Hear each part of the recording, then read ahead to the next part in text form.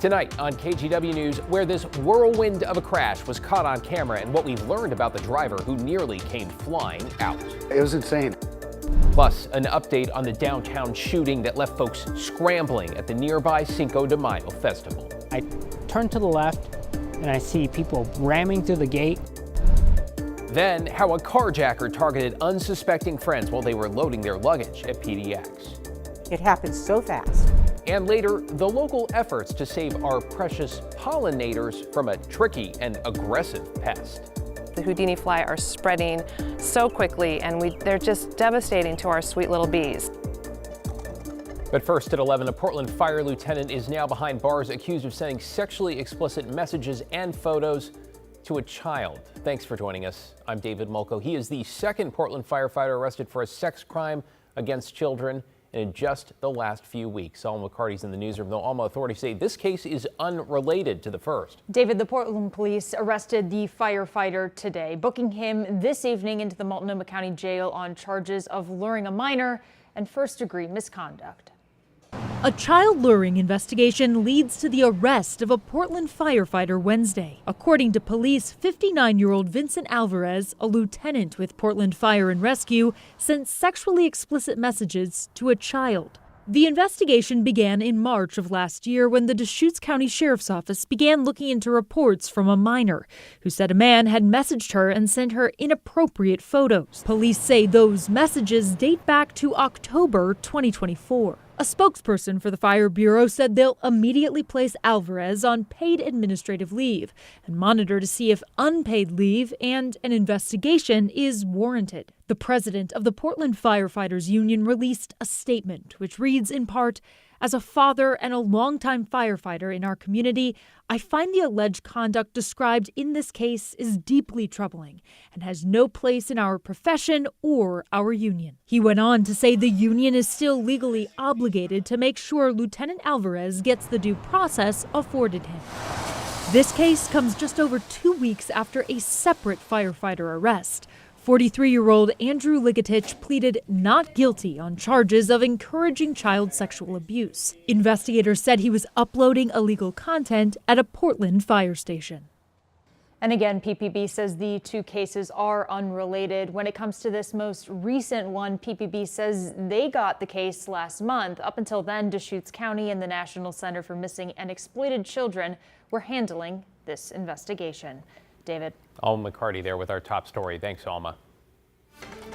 In an update to breaking news we first brought you last night at 11, authorities have now identified the man shot and killed near the Portland Waterfront. Police say it's 25-year-old Malachi Bussey. A second victim was also hit and is expected to survive. The shots were fired around 10:30, about a block away from the Cinco de Mayo Fiesta, which was just wrapping up. What I heard was loud bangs, so I wanted to investigate a little further of like, was this a shooting, was this a bang? Pushed closer and slowly ended up getting told by security to like head out. And then all of a sudden I turn to the left and I see people ramming through the gate. I see moms carrying their kids in those strollers, and that kind of signaled to me something was up. Frightening when you're not sure what's going on. Festival officials say the shooting did not take place at the event itself, but staff did give first aid to one of the victims. So far, no one has been arrested. Now to that stunning video of a driver crashing an SUV. I mean, that's a bit of an understatement, all things considered, as authorities say he tried to speed away from sheriff's deputies in Milwaukee. And as Joe Ranieri reports, it all started with a homeowner calling about a possible burglary. The crash was so loud that you could actually hear it on Daniel Wagner's home security camera. Yeah, it was insane. It was intense. I couldn't, it was loud. Obviously, you could hear it screeching before it got down to us. From the top of the video, you can see the white Explorer screaming down Southeast Oatfield Road going north before nearly crashing head-on with this smaller car. It then rolled over just past the intersection where it came to a rest as parts of the car bounced around the road behind it. At one point, the driver was nearly tossed from the SUV. I've had people come through my yard and go through fences in my yard and stuff Luckily, my cars have not been hit yet. Wagner is thankful no cars have taken out his favorite Mercurys that are parked out front, but he says traffic accidents happen almost weekly in this area. The light rail is what brought all this in. About 15 years ago, this was a two-way stop with 2 lanes, no sidewalks, no nothing. Real quiet intersection. And they redesigned it to move all the traffic east. The burglary suspect who was driving the Explorer was Scotty Oldfield.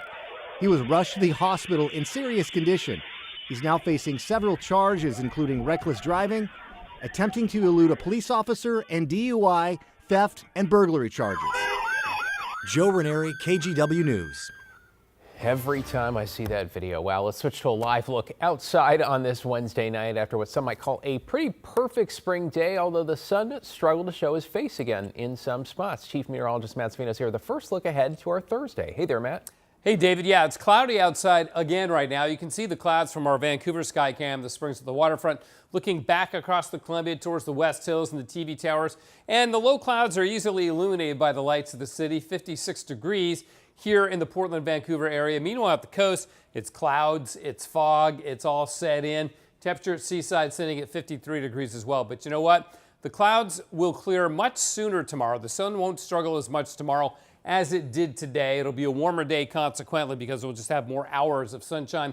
Friday is still looking partly sunny to mostly cloudy. It'll be a bit cooler because of that. And then on Sunday, Mother's Day, and Saturday for that matter, we get to a lot of sunshine.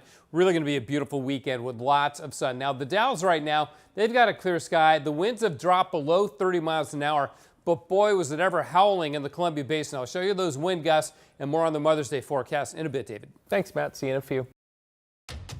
Why was the sky on the streets? I don't understand.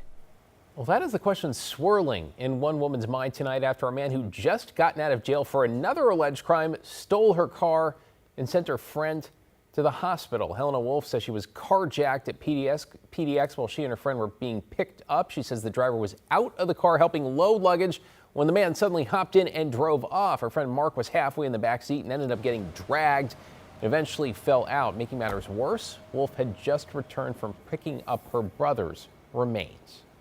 Am I going to get my car back? Am I going to get what's in it back? Cremains are irreplaceable. And family heirlooms are irreplaceable. And so all this stuff is simultaneously going through my head. But mostly I was concerned about Mark. Wolf says Mark suffered broken ribs and a concussion and is now in the ICU. Police arrested 52-year-old Vidal Pedraza, who, according to court documents, told him he took the car to get back to L.A. and that he'd been awake for 5 days straight. He's also suspected of smashing several cars with a rock in downtown Portland last week. Wolf's vehicle was recovered not far from the airport. In an update, the armed man police say was caught on camera breaking into a southeast Portland home to steal Christmas gifts last Thanksgiving Day has now been sentenced to over a decade in prison. Authorities also say Alan Easley broke into a Midas location the same day, entering the building from a skylight before stealing a vehicle by crashing it through the garage door. At sentencing, he became emotional, apologizing to the family after the mother told the court her children had been traumatized. I didn't mean to do that to you kids. That was not my intention. I let my drugs get the best of me. I'm sorry. Easley was also ordered to pay restitution to his victims. To get you caught up on tonight's other headlines now, an Oregon nonprofit is suing Oregon State Police, accusing the agency of sharing personal data with federal immigration agents, violating the state's sanctuary laws. The group Rural Organizing Project, that's the name, claims that between this February and last, federal authorities accessed driver's license and vehicle registration data 1.4 million times through a national law enforcement database, a system that allows different jurisdictions to share data. State police in Oregon say it has not violated sanctuary laws in the state, but would not comment further. Portland City Council heard a proposal today that would increase the arts tax for most residents. For single filers, it would mean a jump from $35 a year to $50, but the ordinance would also exempt anyone who makes less than $20,000 from having to pay it at all. We think that by exempting them and bringing this tax up to where it would have been had inflation been included, we'll continue to earn the same amount of money with less administrative overhead. Dunphy says he wants to make the tax, which many Portlanders love to hate, more transparent, more accountable, with more robust reporting standards. Council will take it up again next week. And Portland Public Schools is warning families about a worldwide data breach that may have exposed personal information of students and staff. The breach involves Canvas. It's an online learning platform. An unauthorized party gained access to the company's systems, potentially compromising names, email addresses, student ID numbers, and private messages. Beaverton and Tiger Tualatin sent out similar warnings, as it appears the breach affected districts globally. Right now, families do not need to take action, according to the company. Canvas posting an update saying the incident has been contained. There's no evidence passwords or dates of birth were compromised, and it's also sending out security patches. In an update, the fiancé of Portland influencer Ashley Robinson is addressing her death for the first time. Robinson, who went by Ashley Janae online, died in Zanzibar, that's part of Tanzania, last month after hotel staff found her unconscious in her villa. The couple had stayed at the luxury resort to celebrate Robinson's birthday. It's also where Joseph McCann proposed. Police there say the couple had a, quote, misunderstanding, and hotel management separated them into different rooms before she was found unconscious. Her family telling TMZ they still have not received full autopsy results, and her death is still under investigation. In a statement on X, McCann calling Robinson a, quote, beacon of light, saying in part, there are no adequate words to describe the total devastation, emptiness, and shock I feel after losing my best friend, confidant, and fiancé, end quote. McCann was reportedly questioned by authorities there, but is not facing any charges.